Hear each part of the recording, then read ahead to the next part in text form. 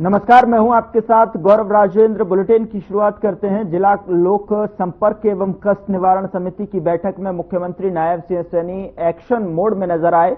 यहां एक मामले की सुनवाई करते हुए मुख्यमंत्री ने नगर निगम के एक्सईएन को आड़े हाथ लिया है। 4 साल से चली आ रही सीवर की समस्या का समाधान न करने पर मुख्यमंत्री ने एक्सईएन के खिलाफ कार्रवाई करने के निर्देश दिए हैं। दरअसल आज स्वतंत्रता सेनानी जिला परिषद हॉल में कष्ट निवारण समिति की बैठक का आयोजन किया गया और बैठक में तमाम प्रशासनिक अधिकारी मौजूद रहे।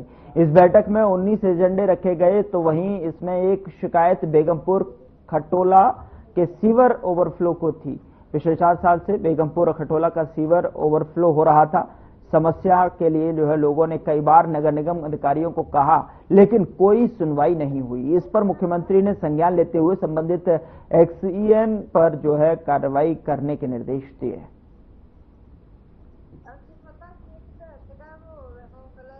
बिमला चौधरी जी महोदय से अनुरोध करूंगा कि वो हमारी ग्रीवेंस की मीटिंग तय थी। इसमें 19 एजेंडे ग्रीवेंस की मीटिंग में आए।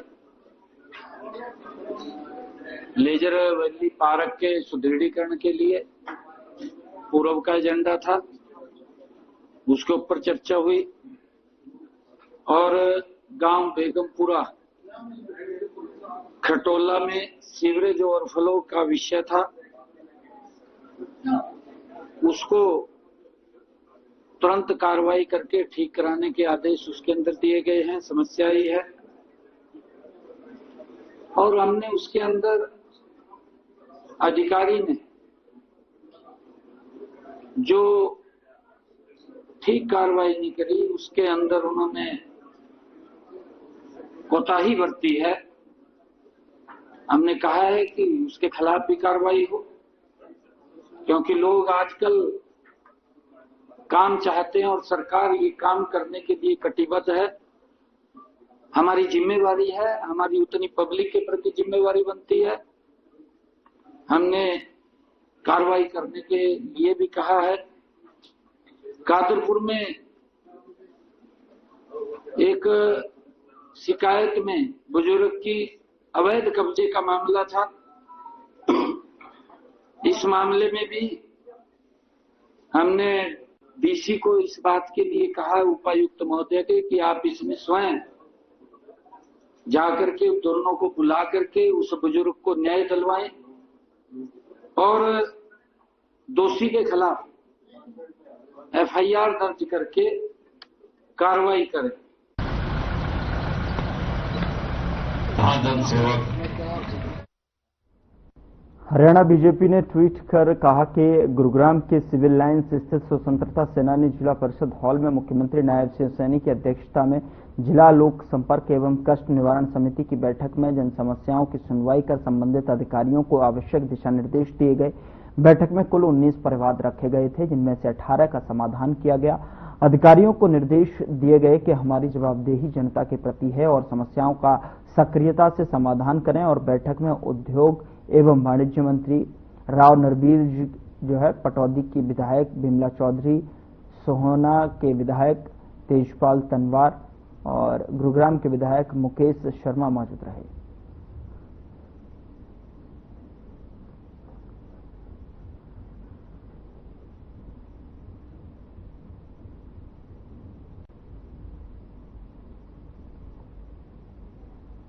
मुख्यमंत्री ने गुरुग्राम में आयोजित गुरुग्राम मेट्रोपॉलिटन विकास प्राधिकरण की 14वीं बैठक की अध्यक्षता की और बैठक में विकास की गति को तेज करने के लिए लगभग 3034.82 करोड़ रुपए के बजट को मंजूरी दे दी है। और आपको बता दें कि हरियाणा के मुख्यमंत्री नायब सिंह सैनी ने कहा कि आगामी 31 मई को पश्चात गुरुग्राम वासियों को लेकर 670 MLD को लेकर उन्होंने अधिकारियों को निर्देश दिए कि ताकि गर्मी के मौसम को देखते हुए लोगों को किसी भी पानी की दिक्कत न हो। इसके अलावा उन्होंने कहा कि गुरुग्राम में 400 नई इलेक्ट्रिक बसें भी संचालित की जाएंगी।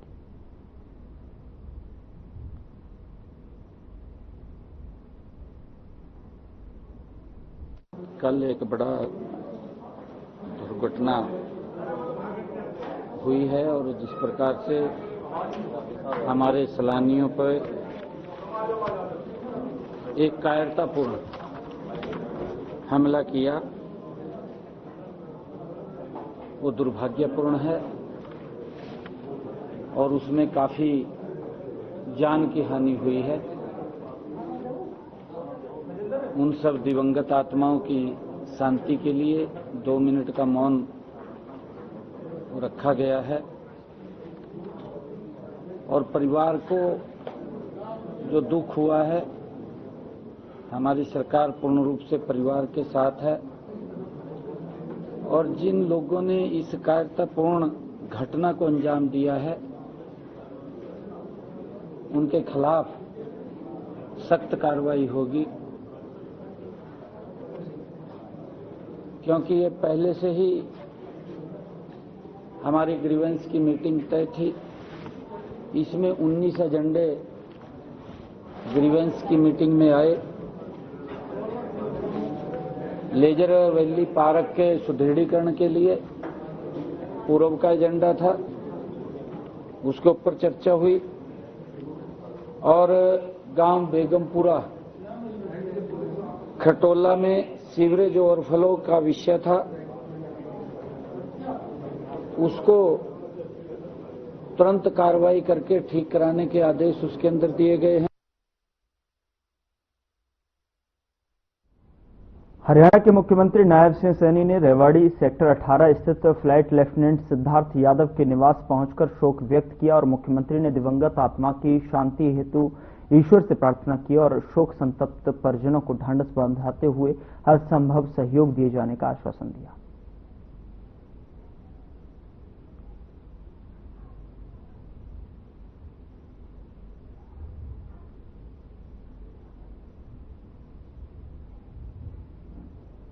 कश्मीर में हुए आतंकी हमले को लेकर बल्लभगढ़ के सेक्टर 2 में लोगों ने जमकर प्रदर्शन किया है। आपको बता दें कि प्रदर्शन के दौरान लोगों ने पाकिस्तान का पुतला जलाते हुए पाकिस्तान मुर्दाबाद के जमकर नारे लगाए। तो वहीं लोगों ने भारत सरकार और देश के प्रधानमंत्री नरेंद्र मोदी से गुहार लगाते हुए कहा कि जल्द से जल्द सभी आतंकवादियों को मौत के घाट उतारा जाए और जैसे आतंकवादियों ने हमारे घर में घुसकर हमारे लोगों को मारा है वैसे ही उनको मारा जाए। तो वहीं लोगों का यह भी कहना है कि यह आतंकी हमला कहीं न कहीं हिंदुओं को टारगेट करके किया गया है।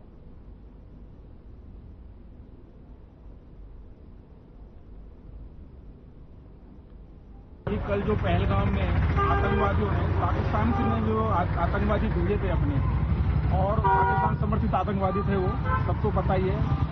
जनरल मुनीर ने अभी बयान दिया था कि हिंदुओं के खिलाफ बयान दिया था, उसी पे ये अटैक किया गया है हिंदुओं पे। 28 जो हमारे भारतीय नागरिक शहीद कर दिए, जिनमें एक एयरफोर्स का एक कमांडर भी था, लेफ्टिनेंट भी थे। ये जो पाकिस्तान ने काराना हरकत करी है हमारे देश की जनता के खिलाफ, इसके लिए हम लोग प्रदर्शन कर रहे हैं। हम चाहते हैं कि पाकिस्तान के ऊपर जो ना बड़ी कार्रवाई होनी चाहिए। मोदी जी ऐसी कार्रवाई करें जो पाकिस्तान जिंदगी भर याद रखे जी। आगे इस तरह की दोबारा से कोई हरकत करने की उसकी हिम्मत नहीं पड़नी चाहिए जी। इसलिए सभी मिलकर बोलेंगे, बोलो भारत माता की जय।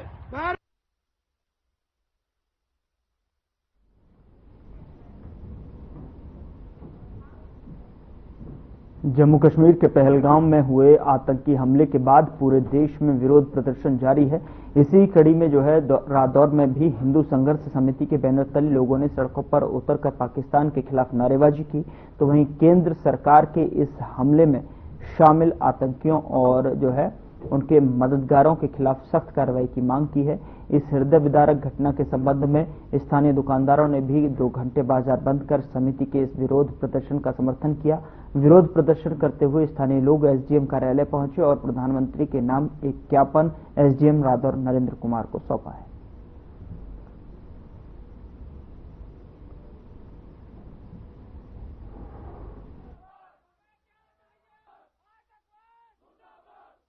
आज रादौर के हिंदू संघर्ष समिति और सर्व समाज के द्वारा एक जो जम्मू कश्मीर के अंदर आतंकवादियों ने कायरतापूर्ण तरीके से जो हमारे परिवारों के बच्चे जो वहां पर्यटन करने के लिए गए थे, उनके ऊपर उनका धर्म पूछ के उनको गोलियां मार के उनको एक तरह से शहीद किया। आज सर्व समाज ने रोष प्रदर्शन करते हुए माननीय प्रधानमंत्री के नाम एक ज्ञापन दिया। इस ज्ञापन में ये मांग की गई कि जो इस सारे के सारे आतंकी हमले में जो भी लोग शामिल हैं, चाहे वो आतंकवादी हैं या उनके आतंकवादियों के मददगार हैं, उन सब के खिलाफ कड़ी कार्रवाई की जाए। आज का जो कार्यक्रम था वो हिंदू संघर्ष समिति के द्वारा रखा गया था, जिसमें बाजार बंद करने का आह्वान किया गया था और एक जो संदेश एक यात्रा के द्वारा दिया गया और एसडीएम साहब को जो ज्ञापन सौंपा गया कि भारत में जहां कहीं भी हिंदुओं के ऊपर अत्याचार हो रहे हैं, चाहे वो महाराष्ट्र की बात है, चाहे वो पश्चिम बंगाल की बात है, चाहे वो पहलगाम की बात है, जहां जहां भी अत्याचार हो रहे हैं, जहां जहां भी उनको मारा जा रहा है, भगाया जा रहा है,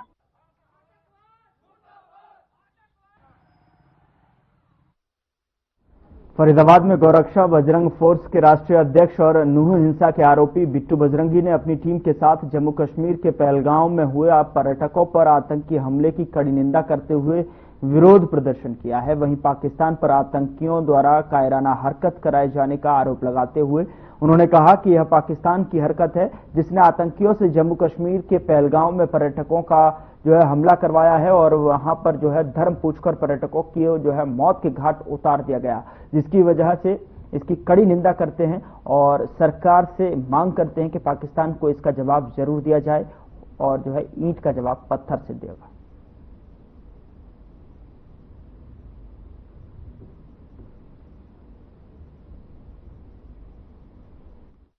जिन आतंकवादियों ने हमारे हिंदू भाइयों के संग जो है बुरा व्यवहार किया है, बुरा बर्ताव किया है, बर्बरतापूर्ण किया है, उनको पकड़ा जाए, उनको कड़ी से कड़ी सजा दी जाए। और जो उन्होंने ये कहा है कि भाई देख करके मारा है, हिंदुओं को मारा है, पहचान करके मारा है, नंगे करके मारा है, जितना भी कृतज्ञ किया है उसका बदला जल्दी से जल्दी लिया जाए। कहते हैं कि आतंकियों की कोई जाति धर्म नहीं होती, लेकिन उन्होंने धर्म पूछ के ही मारा है, लेकिन उन्होंने तो हिंदुओं को मारा है, टारगेट किया है हिंदुओं, उन्होंने जो है जहाँ धर्म देख के ही तो मारा है। जी जी, बताओ अगर वहाँ कोई मुसलमान मरा हो तो सारे हिंदू मरे, वहाँ पे केवल धर्म पूछ के मारे गए हैं। मारा है, टूरिस्टों को मारा है, जो कश्मीर की रोटी चलाते हैं, जो टूरिस्ट उनको देख देख करके मारा उन लोगों। हमारी पुलिस भी है, हमारे फौजी भाई भी है, जो पाकिस्तान ने कायरता पर हमला किया है और कश्मीर में जो घिनौनी हरकत करी है, हम के साथ लड़ाई आतंकवाद की जो लड़ाई है, उन्होंने हमारे ऊपर आतंकवाद फैलाना चाहा, हमारे देश में कश्मीर में फैलाना चाहा।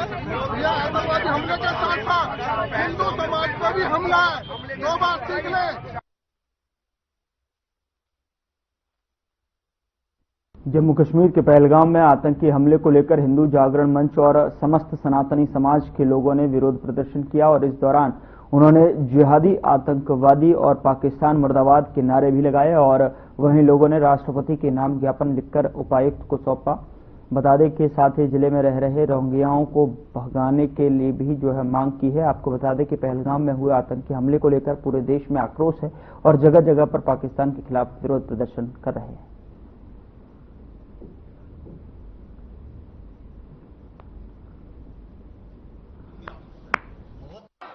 आज हिंदू जागरण मंच और समस्त सनातन सभाएं इस महेंद्रगढ़ नगर और आसपास के क्षेत्र से जो भी सभाएं हैं, सभी के पदाधिकारियों ने मिलकर माननीय उपायुक्त महोदय को एक ज्ञापन सौंपा है माननीय राष्ट्रपति महोदय के नाम कि जो पहलगाम में घटना हुई है, जिस प्रकार निर्दोष लोगों को मारा गया है और इसके पीछे जिहादी आतंकवाद है, इसको तुरंत समाप्त करने का आग्रह सबने किया है। तो जो पहलगाम में जो बर्बरता हुई है, जो बड़ा शर्मनाक हत्याकांड हुआ है, उसके विषय में ज्ञापन दिया गया है कि राष्ट्रपति महोदय तक वो ज्ञापन पहुंचाना है। और एक इनकी डिमांड ये है कि जो यहाँ महेंद्रगढ़ में जो लोग कोई अगर इस तरह के बाहरी लोग पाए जाते हैं तो उनके अगेंस्ट उचित कार्रवाई करे, प्रशासन अपनी उचित कार्रवाई करे।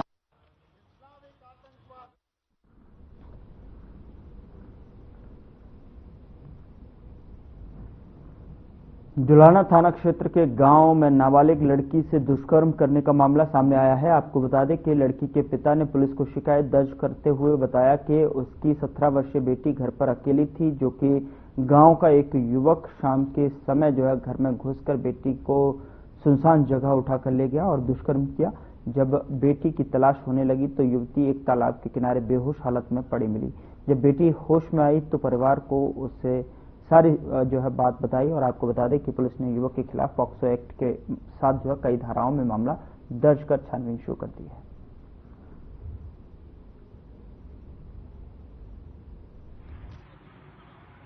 हमारे पास में एक शिकायत प्राप्त हुई थी जिसमें एक पिता ने बताया कि उसकी पुत्री के साथ में किसी लड़के ने गलत हरकत की है, जिस पर हमने मुकदमा दर्ज कर लिया है और आगे की जो इन्वेस्टिगेशन है वो जारी है। सर क्या क्या मामला इसमें दर्ज किया गया है? इसमें पोक्सो के तहत मामला दर्ज किया गया। इसमें कोई गिरफ्तारी वगैरह हुई क्या? नहीं, अभी तक कोई गिरफ्तारी नहीं हुई, हम उसमें लगे हुए हैं, हम अपनी जांच में लगे हुए हैं। इसमें फिर एक युवक के खिलाफ कैसे मामला है? ये बाइनर एक युवक के खिलाफ है।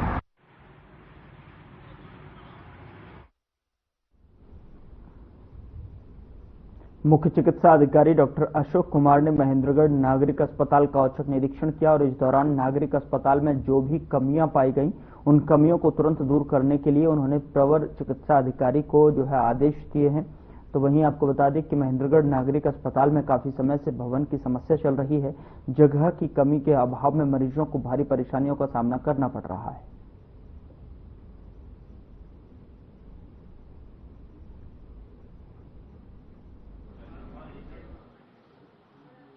खामियां तो ऐसी कोई विशेष नहीं मिली।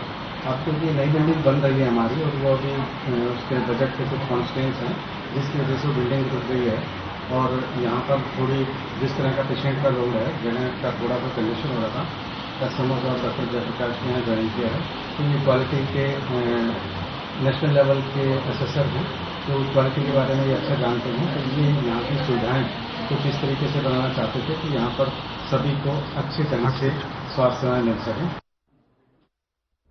प्राइवेट स्कूल वेलफेयर एसोसिएशन ने जिला शिक्षा अधिकारी कार्यालय का घेराव किया है और जिला शिक्षा अधिकारी सुभाष शर्मा ने बयान देते हुए कहा कि कानून की हद में रहकर करेंगे काम। गैर मान्यता प्राप्त निजी स्कूल व अकादमी बंद होगी, इसके लिए बनाई गई है टीम। कहा गैर मान्यता प्राप्त स्कूल चल रहे हैं बेधड़क, गैर मान्यता प्राप्त स्कूल और अकादमी बंद करवाने की मांग। कहा नहीं होगा आंदोलन।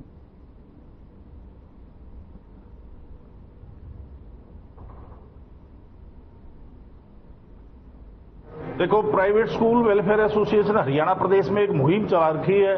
हरियाणा के बच्चों के बचपन को बचाने के लिए, उनके जीवन को बचाने के लिए केंद्र की सरकार ने एक कानून बनाया कि 16 साल तक का स्कूल गोइंग बच्चा स्कूल टाइम में स्कूल में होना चाहिए। तो हमारी ये बहुत पुरानी मांग है। हरियाणा प्रदेश का बच्चा एकेडमी में तरह तरह के प्रलोभन देकर, जिनके पास किसी भी प्रकार की कोई एनओसी नहीं है, कोई मान्यता नहीं है, जो अवैध रूप से इलीगल चल रहे हैं, हमारी मुहिम उनके खिलाफ है। हम ये चाहते हैं हरियाणा प्रदेश का बच्चा दे चुके हैं हम कि बिना कानून के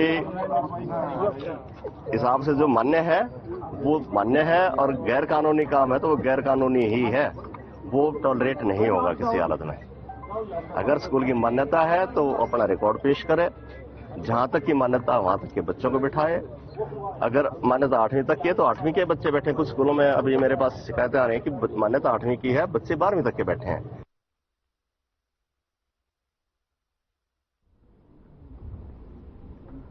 कालावाली पैक्स के चुनाव में हुए, जिसमें 11 मेंबरों में से 7 मेंबरों ने अपने वोट डालकर राजवंश सिद्धू को चेयरमैन, अमनदीप कौर गांव कालावली को वाइस चेयरमैन बनाने का काम किया है। गौर करने वाली बात यह है कि पैक्स की ओर से किसानों के लिए यूरिया खाद में अन्य सुविधाएं देने का काम किया जाता है और किसानों के लिए पैक्स काम करता है।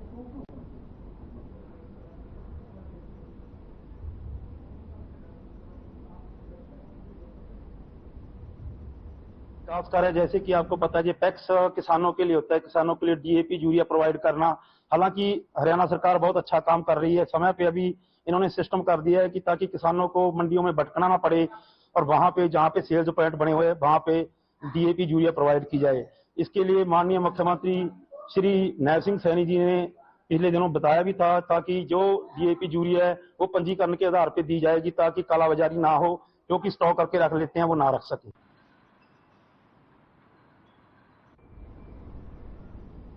फिलहाल बुलेटिन में इतना ही। नमस्कार।